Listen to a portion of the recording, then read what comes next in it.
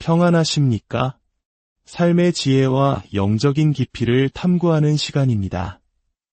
혹시 여러분의 기도가 공허한 방 안에서 홀로 맴도는 메아리처럼 느껴진 적이 있으신가요? 간절히 부르짖지만 아무런 응답도 변화도 없는 것 같아 낙심하고 지쳐본 경험이 있으십니까?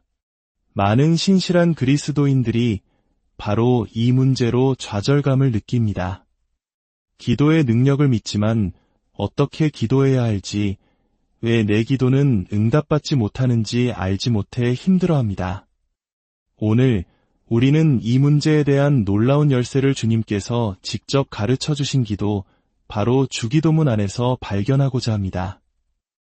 특히 뜻이 하늘에서 이루어진 것 같이 땅에서도 이루어지이다 라는 구절에 담긴 깊은 영적 원리를 함께 나누려 합니다. 이 말씀을 통해 여러분의 기도 생활에 놀라운 변화와 능력이 임하기를 소망합니다. 본격적인 말씀에 들어가기 앞서 이 은혜로운 여정에 여러분을 초대합니다. 오늘 말씀이 여러분의 마음에 울림을 준다면 구독과 좋아요를 통해 이 축복을 주변 사람들과 함께 나눠주시길 바랍니다. 여러분의 작은 실천이 누군가에게는 절실했던 하나님의 음성을 듣는 통로가 될 수 있습니다. 이 채널을 통해 더 많은 영혼들이 하나님의 사랑과 능력을 경험하도록 함께 기도해 주십시오. 여러분의 가정과 삶에 하나님의 평강이 가득하기를 축복합니다. 자, 이제 성경 마태복음 6장 9절로 함께 가보겠습니다. 예수님께서는 제자들에게 이렇게 기도하라고 가르치셨습니다.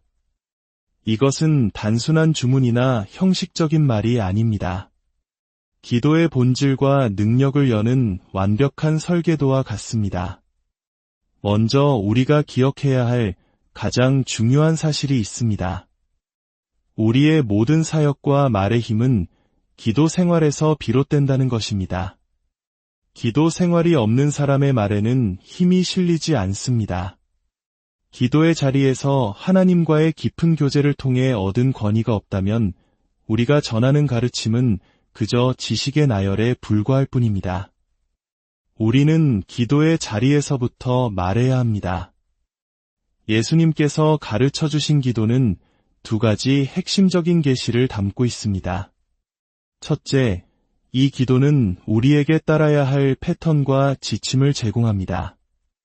헛된 말을 중언부언하며 반복하는 것이 아니라 하나님을 우리의 아빠로 여기며 나아가는 기도의 틀을 보여줍니다. 예수님의 사역에서 가장 큰 비중을 차지했던 것이 무엇인지 아십니까? 귀신을 쫓아내고 병자를 고치고 말씀을 가르치시는 등 위대한 일을 많이 하셨지만 그 모든 것의 근원은 바로 기도였습니다. 지금 우리가 살아가는 이 시대는 영적으로 매우 혼란하고 어렵습니다. 견고한 기도 생활이 없다면 우리는 결코 악한 세력을 이겨낼 수 없습니다. 둘째, 주기도문은 하늘의 실제를 이 땅에 물질적으로 그리고 실체적으로 가져오는 통로입니다. 뜻이 하늘에서 이루어진 것 같이 땅에서도 이루어지이다 라는 기도를 통해 우리는 눈에 보이지 않는 영적인 하늘나라의 원리와 축복을 우리의 삶의 현장으로 끌어오는 것입니다. 하늘은 영적인 곳이지만 이 기도를 통해 우리는 그 하늘을 이 땅에서 만지고 경험하게 됩니다. 저를 따라 마음으로 선포해 보십시오. 하늘에서처럼 이 땅에서도 기도의 첫걸음은 하늘에 계신 우리 아버지여 라고 부르는 것입니다. 이것은 모든 기도가 아버지 하나님과 그분의 자녀됨에 대한 계시에서 시작된다는 것을 의미합니다. 다시 말해, 우리는 하나님이 우리의 친밀한 아빠이시며 우리는 그분의 사랑받는 아들, 딸이라는 확신을 가지고 기도해야 합니다. 우리는 더 이상 조카나 구걸하는 거지가 아닙니다. 우리는 당당한 상속자여 하나님의 자녀입니다. 아멘이십니까? 우리가 하나님께 아버지, 나의 아빠라고 부를 때 우리는 그분이 모든 것의 생명의 근원이심을 고백하는 것입니다. 가족, 이름, 창조 세계, 이 모든 것이 아버지 하나님으로부터 시작되었습니다. 그분은 모든 것의 창조주이십니다. 이처럼 우리의 기도 생활은 관계에 기초합니다. 기독교는 종교가 아니라 관계라고 말하는 이유가 바로 여기에 있습니다. 아빠와 자녀의 관계, 이 관계 안에서 기도할 때 하나님께서는 우리의 기도에 반드시 응답하시겠다고 보장하십니다. 너희가 아들로서 기도하라. 거지처럼 구하지 말고 내 아들 딸로서 부르짖으라. 내가 너희의 기도를 듣겠다. 고 약속하셨습니다. 이제 오늘의 핵심 주제로 넘어가겠습니다. 마태복음 6장 10절입니다. 나라가 임하시오며 뜻이 하늘에서 이루어진 것 같이 땅에서도 이루어지이다. 오늘은 바로 하나님의 뜻을 구하는 기도에 대해 깊이 나누고자 합니다. 어떻게 하면 하나님의 뜻이 내 삶과 당신의 삶에 실체적으로 나타나게 할 수 있을까요? 하나님의 뜻이란 과연 무엇일까요? 이 기도는 어쩌다 한 번 하는 특별한 기도가 아닙니다. 주님께서는 오늘 우리에게 일용할 양식을 주시옵고 라고 기도하라 하셨습니다. 이는 매일 드려야 하는 기도임을 의미합니다. 작년에 하나님의 뜻을 구했으니 올해는 괜찮을까요? 아닙니다. 매일입니다. 주변 사람에게 속삭여주세요. 매일 기도해야 합니다. 우리는 매일 주기도문의 정신으로 기도해야 합니다. 자, 두 손을 들고 함께 선포해 봅시다. 주의 뜻이 하늘에서 이루어진 것처럼 내 삶에서도 이루어지게 하소서. 내 가정에서도 이루어지게 하소서. 이 교회 공동체 안에서도 이루어지게 하소서. 기도의 본질을 조금 더 깊이 살펴봅시다. 기도는 하나님과의 현재적 소통입니다. 하나님과의 관계는 과거의 추억이 아니라 바로 지금 이 순간에 살아 움직이며 매일 성장하는 것입니다. 우리 하나님은 죽은 신이 아니십니다. 그분의 이름은 나는 스스로 있는 자, 즉 I am입니다. 그분은 언제나 현재이십니다. 그리고 모든 관계의 기초는 소통입니다. 부부 사이에서, 가족 사이에서 소통이 끊어지면 관계도 끝이 납니다. 소통이 멈추는 순간 관계는 죽기 시작합니다. 우리가 하나님과의 소통, 즉 기도를 멈추면 어떻게 될까요? 우리는 더 이상 하나님을 알아가지 못하게 됩니다. 매일의 기도 생활을 멈추는 순간 우리는 하나님의 뜻을 아는 것이 아니라 추측하기 시작합니다. 오늘은 기도하지 않아도 괜찮겠지. 사업에서 중요한 결정을 해야 하지만 하나님 뜻이 이거겠지. 이 사람과 결혼하는 것이 하나님의 뜻인지 알아야 하지만 기도할 필요는 없어. 내 느낌이 맞을 거야. 이렇게 소통이 끊어지는 순간 하나님을 아는 것도 멈추고 우리는 자신의 생각과 감정을 하나님의 뜻이라고 착각하게 됩니다. 많은 사람들이 주일 예배에 와서 45분간 말씀을 듣는 것으로 하나님을 알기에 충분하다고 생각합니다. 하지만 매일의 소통이 끊어지면 우리는 하나님과 단절됩니다. 하나님과의 관계에서 소통은 단순히 우리가 계속 말하는 것을 의미하지 않습니다. 예수님, 이것도 주시고 저것도 기도하고 이것도 필요합니다. 이렇게 일방적으로 말하는 것이 소통의 전부가 아닙니다. 진정한 소통은 얼마나 말을 잘하느냐가 아니라 얼마나 잘 듣느냐에 달려 있습니다. 여기서 우리는 듣는 것과 경청하는 것의 차이를 알아야 합니다. 로마서 10장 17절은 믿음은 들음에서 나며 라고 말합니다. 여기서 들음은 단순히 귀로 소리를 듣는 행위가 아닙니다.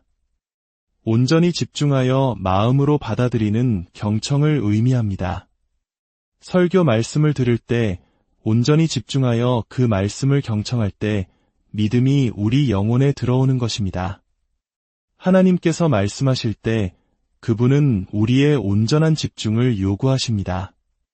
기도하면서 문자 메시지에 답하고 이메일을 확인한다면 그것은 경청이 아닙니다. 우리가 하나님께 온전히 집중할 때 하나님께서도 우리에게 온전히 집중하십니다.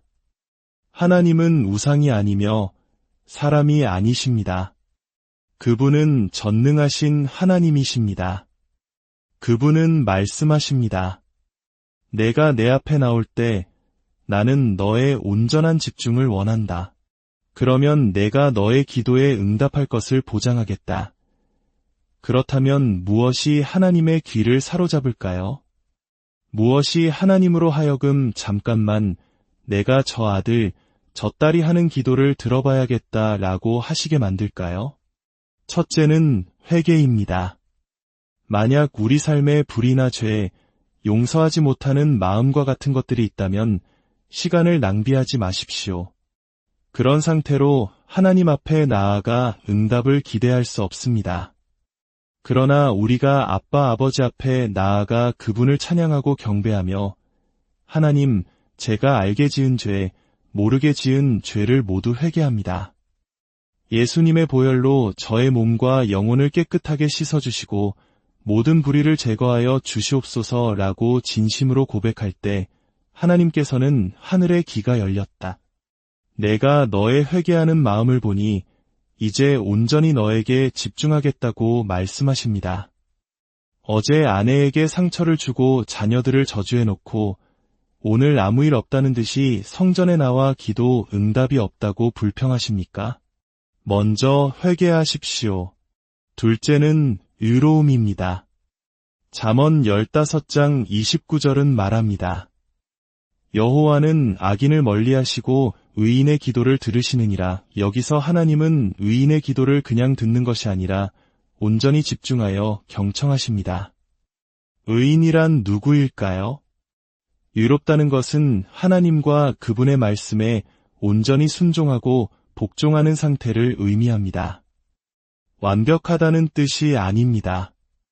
하나님, 저는 하나님께 순종합니다 라고 말하면서 하나님께서 세우신 권위에는 전혀 순종하지 않는다면 그것은 의로운 삶이 아닙니다. 반역입니다. 우리가 하나님과 그분의 말씀, 그리고 그분이 세우신 권위에 순종하는 의로운 삶을 살 때 하나님은 내가 나의 온전한 집중을 받았다고 말씀하십니다. 이사야 59장 2절은 경고합니다.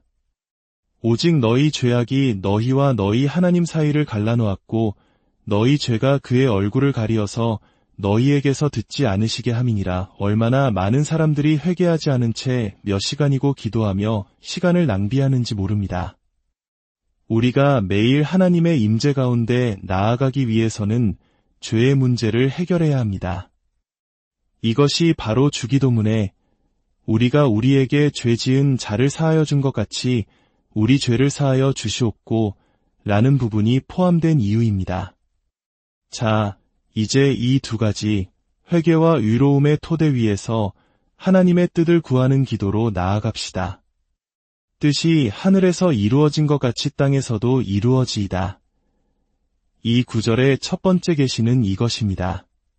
우리는 먼저 하늘과 조화, 연합, 그리고 정렬되어야 합니다. 하나님의 계획은 하늘에 있는 그대로 이 땅에 이루어지는 것입니다. 예를 들어 이 땅에 질병이 있습니까? 그러나 하늘에는 질병이 없습니다. 그렇다면 이 땅의 현실은 하늘과 정렬되지 않은 것입니다. 그러므로 우리는 하늘과 정렬되지 않은 모든 것, 즉 질병, 가난, 우울함 등을 제거해야 합니다. 하나님의 뜻이란 무엇일까요? 가장 단순한 정의는 지금 당신과 나에게 알려진 하나님의 마음입니다. 하나님께서 이것이 너를 향한 나의 뜻이다. 이것이 나의 소원이며 나의 의도다라고 알려주시는 것입니다. 하늘에는 오직 하나의 뜻만이 존재합니다. 그렇다면 하나님의 뜻이 이 땅에 이루어지는데 가장 큰 장애물은 무엇일까요? 바로 우리의 뜻, 즉 나의 의지입니다. 하나님은 내가 너의 가정에, 너의 결혼 생활에 나의 뜻을 이루고 싶지만 너희 부부 중 한 명이 자기 자신의 뜻을 내려놓지 않는구나 라고 말씀하십니다. 내가 너를 위대한 복음 전도자로 불렀지만 내가 헌신하고 거룩하게 구별되기를 원치 않는구나. 너의 뜻이 내 길을 가로막고 있다. 하나님의 뜻은 우리에게 가장 선하고 기뻐하시고 온전한 것입니다. 하지만 우리의 고집과 완고함이 그 길을 막습니다. 여러분 중에 자신의 뜻을 십자가에 못 박고 하나님의 뜻을 따르기로 결단할 분이 있습니까? 당신이 하나님의 뜻을 행할 때 축복과 구원, 치유와 기적이 당신의 삶에 임하기 시작합니다. 왜냐하면 하나님의 뜻이 최고이기 때문입니다. 우리는 매일 이렇게 기도해야 합니다. 아버지, 하늘에서와 같이 이 땅에서 아버지의 뜻이 이루어지게 하소서. 제 삶 속에서 이루어 주소서. 저의 고집스러운 뜻을 내려놓습니다. 하지만 어떤 영역에서는 만약 이것이 하나님의 뜻이라면 이라고 기도할 필요가 없습니다. 왜냐하면 우리의 마음이 이미 하나님의 말씀으로 새롭게 되었기 때문입니다. 예를 들어 암에 걸린 사람을 위해 하나님, 만약 당신의 뜻이라면 이 사람을 고쳐주세요 라고 기도하지 않습니다. 왜냐하면 나의 마음은 하나님께서 질병을 주시는 분이라는 거짓말을 결코 받아들이지 않도록 새롭게 되었기 때문입니다. 나의 하나님은 치료자이십니다. 아멘. 하나님께서 여러분이 번영하기를 원하신다는 것을 믿으십니까? 물론입니다. 그것이 하나님의 뜻입니다.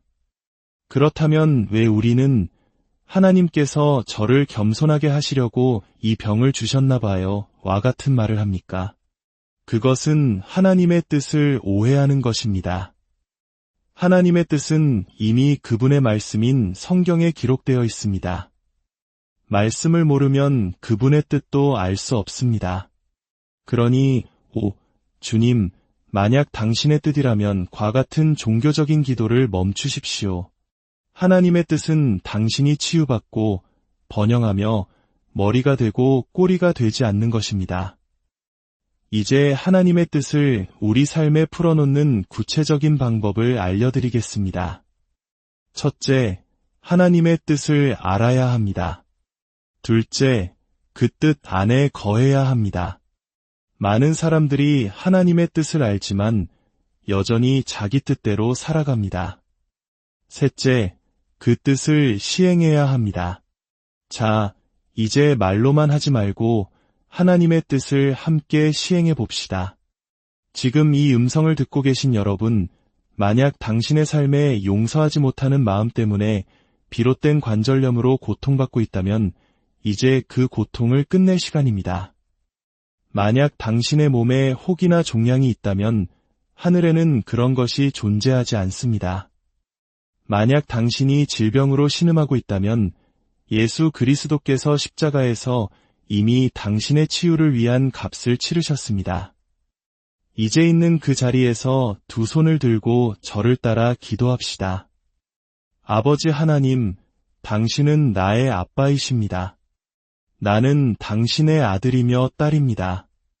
지금 당신의 뜻이 하늘에서 이루어진 것처럼 내 삶에도 이루어지기를 기도합니다. 나의 완고한 의지를 당신의 뜻에 온전히 굴복합니다. 이제 당신의 뜻을 행하기로 결단합니다. 아버지, 나를 받아주소서. 당신의 뜻을 행할 수 있는 초자연적인 은혜를 부어주소서. 아멘. 이제 하나님의 뜻을 선포하며 시행하겠습니다. 아버지, 예수 그리스도의 이름으로 명하노니 주님께서 십자가에서 모든 질병의 값을 치르셨음을 선포합니다. 하늘에 질병이 없는 것 같이 지금 이 기도를 듣는 모든 이들의 몸에서 모든 질병과 고통은 떠나갈지어다. 하늘에 종양과 암세포가 없는 것 같이 모든 악한 혹은 사라지고 소멸될지어다. 하늘에 가난과 결핍이 없는 것 같이 모든 재정적인 묶임은 끊어지고 하늘의 풍성함이 임할지어다. 당신의 나라가 임하시오며 당신의 뜻이 지금 이 순간 듣는 모든 이들의 삶 가운데 온전히 이루어질지어다. 예수 그리스도의 이름으로 기도합니다. 여러분, 우리는 악마에게 허락을 구할 필요가 없습니다. 우리는 하나님의 자녀로서 그분의 뜻을 담대하게 선포하고 시행할 권세가 있습니다. 말로만 하는 신앙이 아니라 삶으로 하나님의 능력을 증명해내십시오. 우리의 시간과 재능, 재정을 어디에 투자하고 있습니까? 이 땅에 썩어질 것들, 잠시 있다가 사라질 것들에 집중하고 있습니까? 요한일서 2장 17절은 말합니다.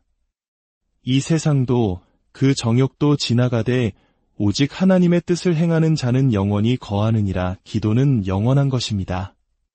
말씀을 연구하는 것은 영원한 투자입니다.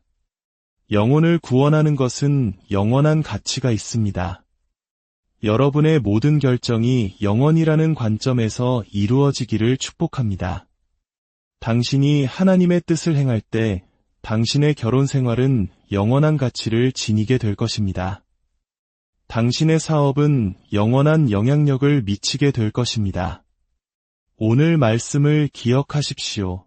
당신이 구걸하는 자가 아니라 사랑받는 자녀로서 당신의 뜻이 아닌 아버지의 뜻을 구할 때 당신의 기도 생활은 변혁될 것입니다. 하늘의 문이 열리고 하나님의 능력이 당신의 삶을 통해 이 땅에 나타날 것입니다. 여러분 한 분 한 분의 삶 위에 하나님의 선하시고 기뻐하시고 온전하신 뜻이 아름답게 펼쳐지기를 예수 그리스도의 이름으로 축복하고 기도합니다.